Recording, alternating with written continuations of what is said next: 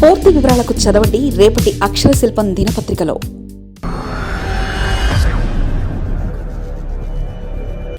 ఏం పర్లేదు, అంతా సర్దుకుంటుంది.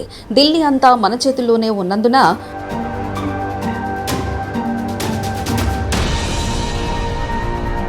జగన్కు ఢిల్లీ కనెక్షన్ వల్ల ఇంకాస్త హామీ. రాష్ట్రంలో జరుగుతుంది ప్రతిదీ తెలుసు.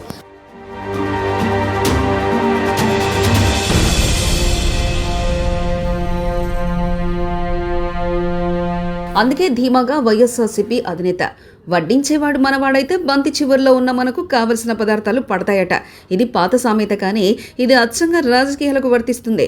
రాజకీయాల్లో శాశ్వత శత్రువులు, శాశ్వత మిత్రులుండరు. అందుకే ఎక్కడ కూడా రాజకీయాల్లో ఎవరిని ఎక్కడ తక్కువ అంచనా వేయకూడదు. ముఖ్యంగా రాష్ట్రంలో అధికారంలో ఉన్న కూటమి ప్రభుత్వానికి ఒక మింగుడు పడని విషయం ప్రస్తుతం ఉందట.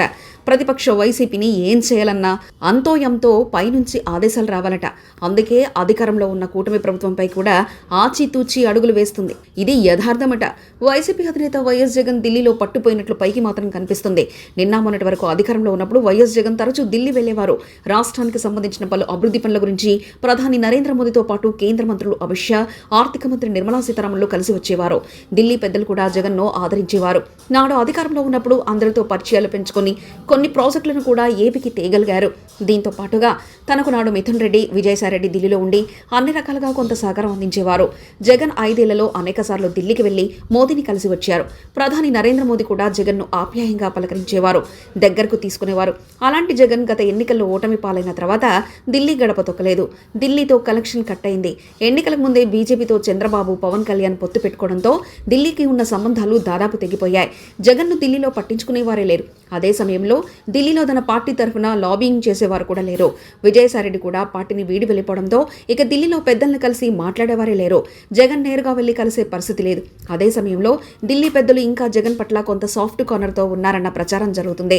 జగన్ మళ్లీ పుంజుకునే అవకాశాలున్నాయన్న సమాచారంతో ఢిల్లీ పెద్దలు పెద్దగా జగన్ను టార్గెట్ చేయడం లేదన్న అభిప్రాయం అందరిలో వ్యక్తమవుతుంది. జగన్కు ప్రజల్లో ఉన్న అభిమానం, గత ఎన్నికల్లో 40% ఓట్లు రావడంతో జగన్ను సులువుగా వదులుకునేందుకు సిద్ధంగా లేరు. అందుకే ప్రధాని నరేంద్ర మోదీ నుంచి కేంద్ర మంత్రుల వరకు కూడా చంద్రబాబు నాయుడును, పవన్ కళ్యాణ్ను పొగుడుతున్నారు తప్పించి జగన్ మాత్రం పన్నెత్తు మాట కూడా అనడం లేదన్న కామెంట్స్ హస్తినాలో వినిపిస్తున్నాయి. జగన్ తమకు బయట నుంచి మద్దతిస్తుండటంతో పరోక్షంగా కొంత మేలు చేసే ఉద్దేశంతో ఢిల్లీ పెద్దలున్నారని, హాని మాత్రం తలపెట్టరన్న వ్యాఖ్యలు రాజకీయంగా వినిపిస్తున్నాయి. జగన్ కూడా అదే ధైర్యంతో ఉన్నారని తెలిసిందే. అయితే ఆంధ్రప్రదేశ్ మద్యం స్కామ్ కేసులో ఎన్ఫోర్స్మెంట్ డైరెక్టర్ అధికారులు విచారణ చేస్తున్నప్పటికీ అది తూతూ మంత్రమేనట. ఇందులో జగన్ పార్టీని పెద్దగా ఇబ్బందులు పెట్టే అవకాశం లేకపోవచ్చు.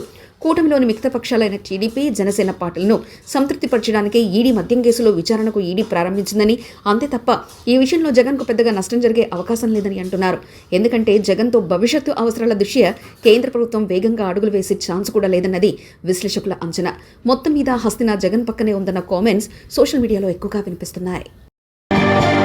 మరిన్ని కథనాల కోసం సబ్స్క్రైబ్ చేసుకోండి మీ అక్షర శిల్పం. పూర్తి వివరాలకు చదవండి రేపటి అక్షర శిల్పం దినపత్రికలో.